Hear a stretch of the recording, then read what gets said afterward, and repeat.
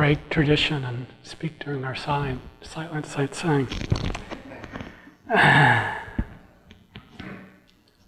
Well, something actually came out. I wasn't certain before.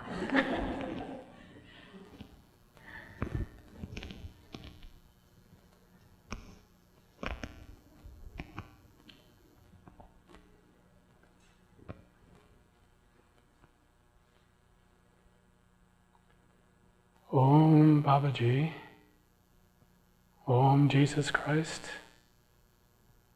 Om Lahari Mahasya, Om Swami Shri Yukteswarji, Om Paramahansa Yogananda, Om Blessed Papa, Om Beloved Mother, Saints and sages of all religions, I bow to all of you.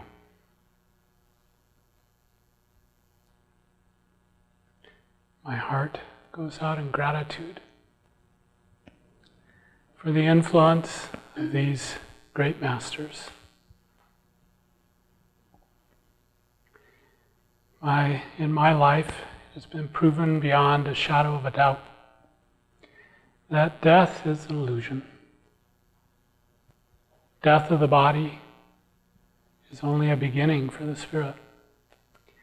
And these great masters continue in their influence and their love and their prayers and their good wishes for all. And that includes even this littlest one on the path.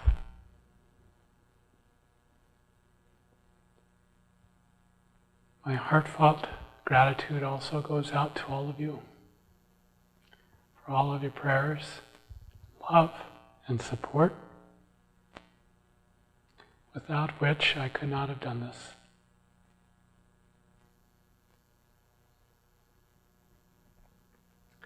God's reasons are mysterious oftentimes, hidden. We don't know the fullness of why we are prompted to do certain things. But there it was. Take 1 year in silence. As many of you may have read in the newsletter already, I don't ever remember spending 1 day in intentional silence before this year started.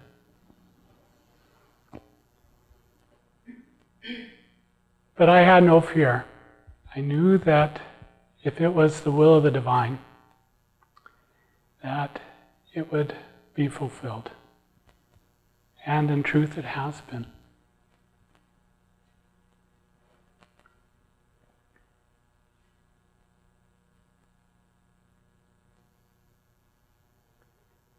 There have been many surprising features about this last year, some of which I've written about, much of which I can't write about everything, of course.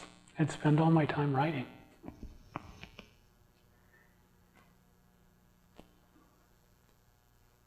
One of the hallmarks of this last year was a hidden desire that I wasn't even conscious of.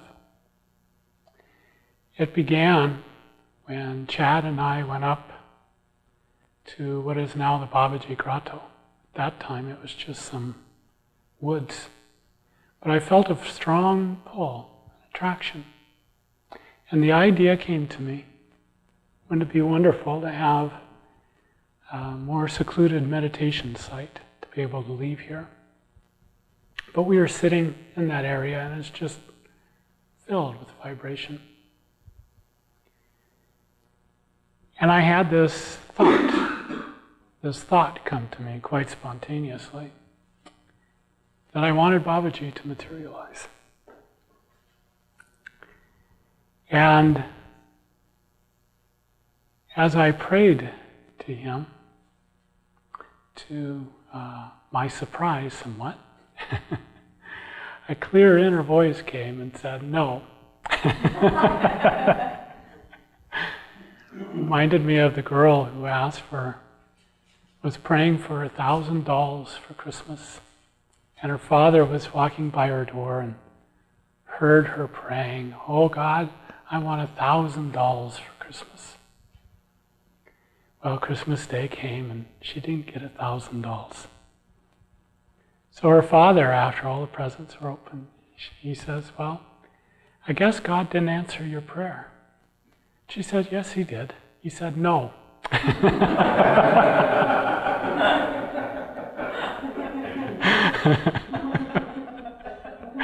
So sometimes it's not that we're not answered, it's the answer is no. And that's the case in my situation. And what has occurred through the last year is this inner spirit of Babaji, what I felt to be him, with every fiber of my being, initially came as a voice in my head, and a feeling, a presence, a direction. And what eventually came to be is it integrated into me. And so what I was looking for on the outside came as a magnificent gift on the inside. A related experience also came,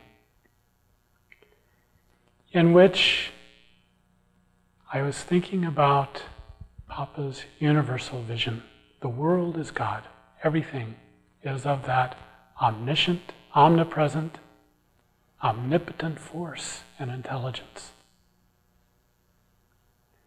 And rather than having a singular manifestation of a body, of a God being, a God man or a God woman,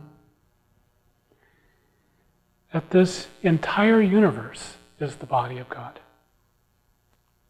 And when we walk on this earth, when we breathe this air, when we live our lives, we are living in the body of that wonderful intelligence, power, manifestation, something that is beyond us and yet intimately inside of us. So this whole notion of something outside of us, something to come to us, was gradually dissipated. It just disappeared. I'll tell you one experience that I had. Of course, as always, these things are difficult to talk about, difficult to describe, but I'll do my best, as my Guru has asked me to teach from my own experience. And that is, I was lifted up in consciousness, and from this height, I was looking down. And what I saw were the various levels of what in many traditions are the gods. Krishna, Babaji, Indra of India, and the Bodhisattvas, all down below, and that they were manifestations of this light. But they were way far down below. And in this omniscient sphere that I found myself in, there was no feeling of separation and no need for any outer form whatsoever. This affirmation came again and again throughout this year, that the whole thing resides inside of us. That there is no place to go. There is no one to look to go after.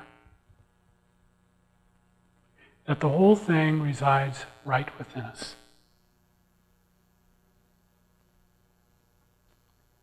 And so if I would say, if there is a design for this last year that was being fulfilled, that for me, that knowledge, that awareness, that realization, coming again and again into my soul, convincing me down into the cells of my being. You know, it's one thing to have a recognition. Initially it might be a mental recognition. We read something and yes, that's the truth. I feel it, I know it. But very rarely is that the end of the story. It continues to penetrate down into the layers until our whole being begins to resonate with that truth. And that's not even the end of it. Then from that internal resonance comes an expansion. It goes out and out and out. And really there is no end to it. When the human part of us hears that, it can sound discouraging. Oh, there's no end to it. You mean I don't get there? I don't get the answer. But when you feel in alignment with that life, with that truth, it's not disappointing at all. It turns into a vast exploration. And it's exciting to think about that there is no end to it, that we continue to explore this vast consciousness of which we are all a part. The difference becomes is that we feel in alignment, we feel at one-ment with that consciousness. And that is the part that we're looking for. That's the fit. That's the missing piece, the complement to our soul that we've been missing. And when we have those two halves come together as one whole, then we feel complete. And when you feel complete, then you feel free to explore and to grow and to be more, to know more. Until that day that you choose as a soul to dissolve it all, to let it all go. So again, this is something that I wrote about, and it was a significant experience for me, and so I thought I would read it to you from my diary.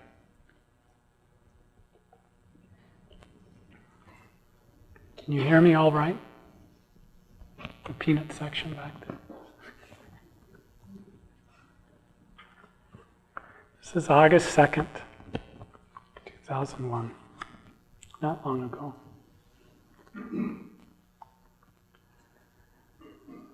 A fire for God has been raging through me. It is a consuming fire, a fire of demand, a fire of rage. The demand is for the opening of closed doors, a spontaneous vision of two large bronze doors, rising high over my head, stand in front of me. With a large mace, I pound on the door. An adamant demand comes from me for the doors to open. I know it is God who has put the desire into me, this raging fire. It also is He who keeps the doors closed. Finally, after exhaustive attempts, the doors open and a flood of living water rushes past. Even though the reservoir has been huge, all the water passed by me and is let out. I fall to a green meadow, exhausted. I am spent. I'm at God's feet. The burning has been intense. In the vision, my whole body is seen in flames. Now, at God's feet, I surrender it all to Him. From the bowels of my stomach come 7 coals of fire. They come out of my mouth at His feet. I decide to wrap them in a nice package, which starts to smolder. O infinite Spirit, I surrender to you what you gave to me. This fire of renunciation yet burns within me. Is this for myself, for others? I can no longer discern a difference. All life is one. All is you. You are the solitary life, consciousness and doer of the entire creation.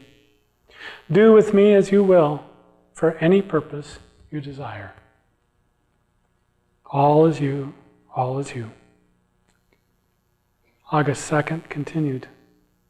All through the day the fire has raged off and on, inner visions, pounding on doors, 1 door, 2 doors, 3 doors. All open and the living waters flooding out, but in no case did I drink of those waters. The 3rd door opened, and in this strange state I collapsed in front of the doors. The water poured all around me and over the top of me.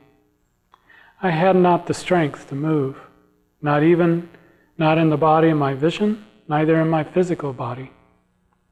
Then in the vision came out of my mouth the 7 coals. In the previous visions, after the opening of the doors and the coals ejected, they were red hot.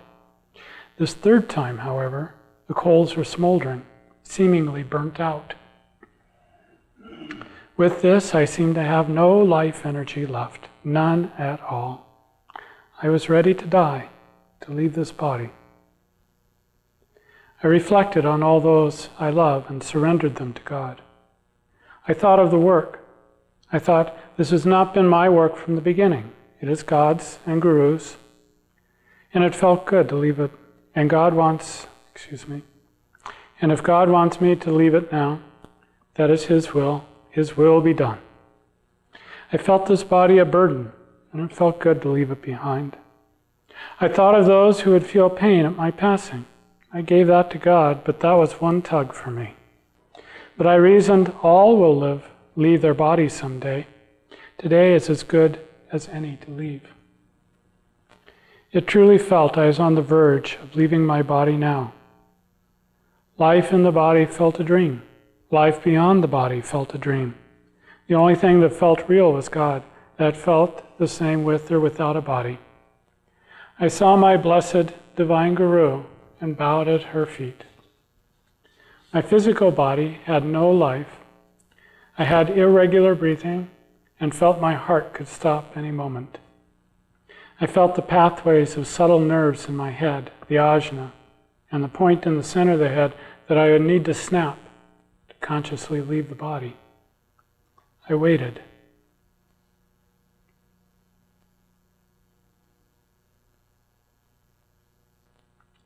I waited in God, but had no command to proceed. I waited in that state for some time. The thought came, the only reason to stay is to serve. But I have no will around that. You know all, you decide. After some period of time, my breathing became more even, my heart beating steady, and the life force gradually re-entered my body. August 4th, 2001, at 2 a.m. Ram loves to wake me up at these hours. Sri Yukteswar's hour on the full moon night. I call it Sri Yukteswar's hour because he used to get up at 2 a.m. God showing me how, with acknowledging all detachment, it has set my life spark free into the ocean, only to be drawn back. Then after it was drawn back to the familiar shore of friends, it was set free again into the ocean. As a result of the 2nd renunciation, all consciousness, all freedom, and all power became available without attachment. Like Narayana, wandering heaven and earth, above the human drama, but playing a part in it. God then reminded me that the death happened on Thursday. Thursday is considered an auspicious day to worship the Guru. I have not remembered that association for a long time. God made me think of it this morning. This thought also came to me, these are like the days for Mother when she is having so many revelatory experiences. I am God's puppet. He pulls the strings and I move at his behest. This body is like a dead man. The mortician moves it here and there. The body has no will of its own. My only knowledge, all is he, all is he.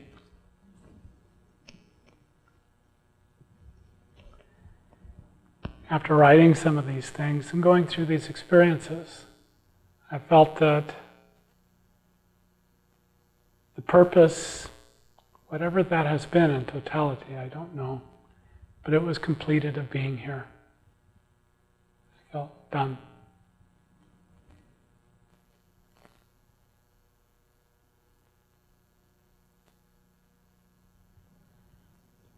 I'm just a child in all of this. These things happen. One of my favorite lines in a movie came from a movie called Lady Hawk. It's a cute movie. Matthew Broderick is a little thief, but he has this running conversation with God through the movie. And through the story within the movie, he comes full circle. It shows him breaking out of a prison to start with, and he has to break back into the prison at the end. And he says, well, God, here we are. We've come full circle. He said, I'd like to think there's some higher meaning in all of this. At least it would reflect well on you if there were.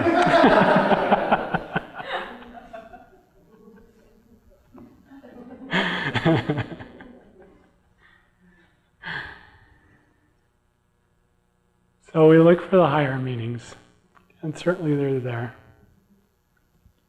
Life is a wonderful mystery.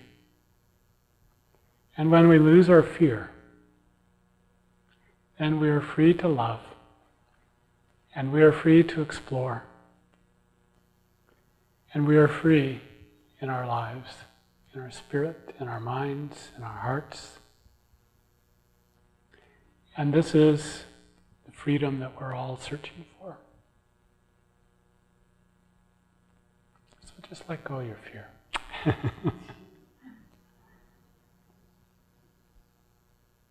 And be free. Be free to love, to search for truth, to be that magnificent child of the infinite that you are. I think one of the biggest shames in the world is that we exist in a sea of love. But as Kabir said, it makes me laugh to think the fish in the ocean complaining that it's thirsty. We are all in an ocean. It's permeating us, surrounding us. We swim in it. It is the bliss, the love, the intelligence. It's all available to us. If we just become quiet, listen. Really, it's very simple. It's we who make it difficult. It's we in our fear, in our running desires that never seem to be satiated. And they never will be. They never will be. Until we turn within. And that is the place where our soul's desire finds its complete union.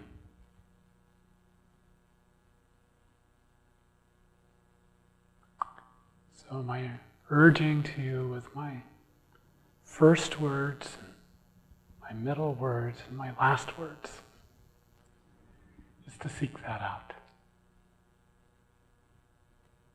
To bend every effort to open yourself, to attune yourself to that infinite consciousness that you are already one with. Sometimes it's so simple, we can't believe it. But in this moment, if you just accept exactly who you are, where you're at, what you're feeling, everything, and accept it as your completeness, your wholeness. And with every moment, you keep your mind glued exactly on that. That will lead you to your complete freedom.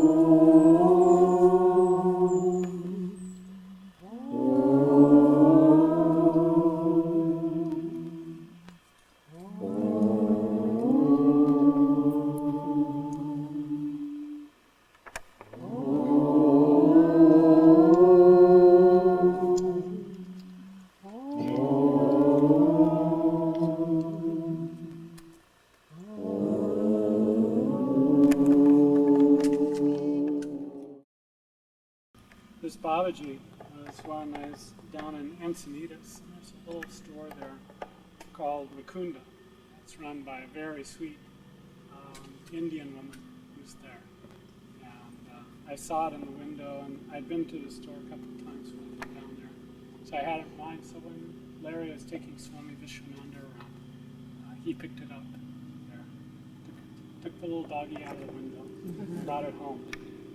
So I was very, very happy about that. I think it's a beautiful representation. He's been with me since October, so.